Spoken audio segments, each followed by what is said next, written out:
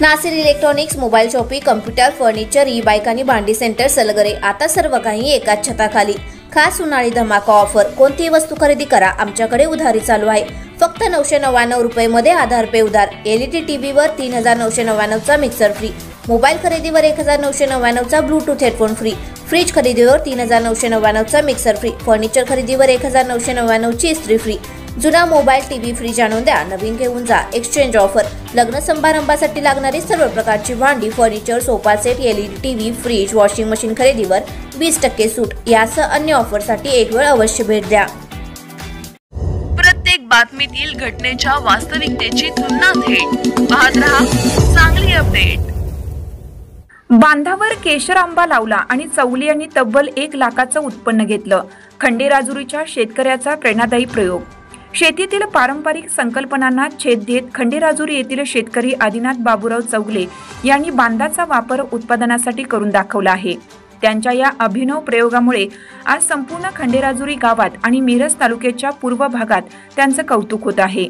5 acre शेती असलेल्या चौगले यांनी 2.5 एकर क्षेत्रात द्राक्षबाग फुलवली असून उर्वरित जागेच्या बांधावर केशर आंब्याची 31 झाडं लावली आहेत. ही झाडं आता 4 वर्षाची झाली असून यंदा त्यांनी या झाडांमधून तब्बल 1 लाख रुपयांचं उत्पन्न मिळवलं आहे. प्रत्येक झाडावर सुमारे 250 आंबे लागले असून प्रत्येक आंब्यांचं वजन 300 ते 400 ग्रॅम इतकं आहे. ही झाडं खंडेराजुरी येथील ब्रह्मनाथ मंदिराच्या दक्षिणेस त्यांच्या शेतात लावलेली आहेत.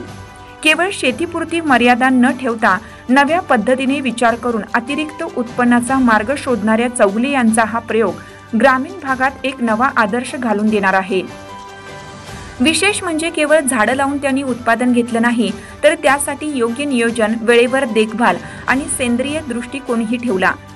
आज त्यांच्या या प्रयोगाकडे खंडेराजुरी ग्रामस्थांसह मिरज पूर्व भागातील अनेक शेतकरी प्रेरणा स्त्रोत म्हणून पाहत आहेत. शेतातील अशा नवकल्पनांना चालना मिळावी यासाठी कृषी विभागानेही अशा प्रयोगांची दखल घ्यावी अशी मागणी होत आहे. मी आदिनाथ बाबूराव चौगुले, खंडेराजुरी, तालुका मिरज, जिल्हा सांगली. आमची शेती माळावरची म्हणून आम्ही समजतो. सर्वसाधारण 5 एकर जमीन आहे आमची. तिथं आम्ही बांधावर सहज म्हणून आम्ही 31 झाडं केशरवानाचे आंबे लावले. आम्ही सर्वसाधारण 3 ते 4 वर्षाची आमची ती झाडं असून आम्हाला सुरुवातीला असं वाटलं नव्हतं की मला इतकं उत्पन्न येईल, पण सर्वसाधारण जरा थोडंसं लक्ष दिल्यानंतर साधारणतः 1 लाख रुपये प्रमाणचं आम्हाला त्या झाडापासून उत्पन्न मिळालेलं आहे. सर्वसाधारण एका झाडाला 250 ते 300 आंबे लागले असून एका आंब्याचं वजन साधारणपणे 300 ग्राम असून अतिशय आंबा चविष्ट केशरवानाचे आंबे आहेत.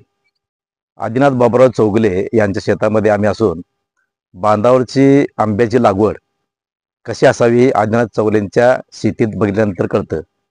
साधारणतः माळरान जमीन असून सुद्धा या बांधावरच्या शेतीमध्ये 31 झाडामध्ये आदिनाथ चौगले यांनी 1 लाखापर्यंत उत्पन्न घेतलेलं आहे.